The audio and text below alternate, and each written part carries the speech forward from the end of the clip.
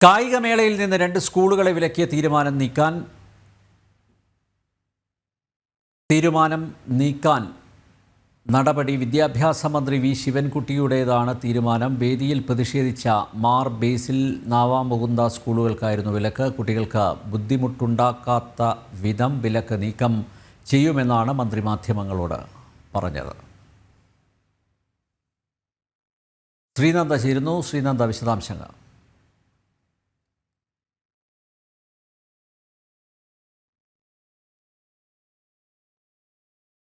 കായികമേളയിൽ നിന്ന് 2 സ്കൂളുകളെ വിലക്കിയ തീരുമാനം പിൻവലിക്കാൻ നീക്കം. വിദ്യാഭ്യാസ മന്ത്രി വി ശിവൻകുട്ടിയുടേതാണ് തീരുമാനം. വേദിയിൽ പ്രതിഷേധിച്ച മാർ ബേസിൽ നാവാമുകുന്ദ സ്കൂളുകൾക്കായിരുന്നു വിലക്ക്.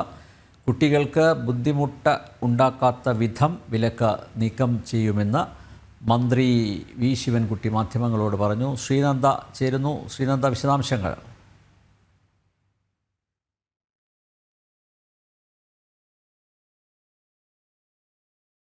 ശ്രീനന്ദ, വിശദാംശങ്ങൾ.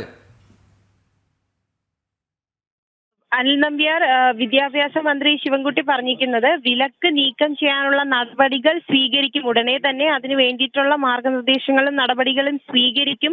അതും കുട്ടികൾക്ക് ബുദ്ധിമുട്ടുണ്ടാക്കാത്ത വിധം അത് നിയന്ത്രണ വിധേയമായി തന്നെ അതിന്റെ നടപടികൾ എടുക്കുമെന്ന് തന്നെയാണ് ഇപ്പോൾ നമ്മളോട് ശിവൻകുട്ടി പ്രതികരിച്ചിരിക്കുന്നത്. കായികമേളയിൽ നിന്ന് 2 സ്കൂളുകളെയാണ് വിലക്കിയിരുന്നത്. വേദിയിൽ പ്രതിഷേധിച്ച മാർ ബസേലിയസ് നവാമുകുന്ദ സ്കൂളുകൾക്കായിരുന്നു വിലക്ക് ഏർപ്പെടുത്തിയിരുന്നത്. ആ വിലക്ക് നീക്കം ചെയ്യാനുള്ള നടപടികൾ സ്വീകരിക്കും. വിദ്യാർത്ഥികൾക്ക് യാതൊരു തരത്തിലുള്ള ബുദ്ധിമുട്ടുകളും ഉണ്ടാക്കാത്ത വിധം തന്നെ നടപടി എടുക്കും എന്നാണ് ഇപ്പോൾ മാധ്യമങ്ങളോട് ശിവൻകുട്ടി പ്രതികരിച്ചിരിക്കുന്നത്. അനിൽ നമ്പ്യാർ.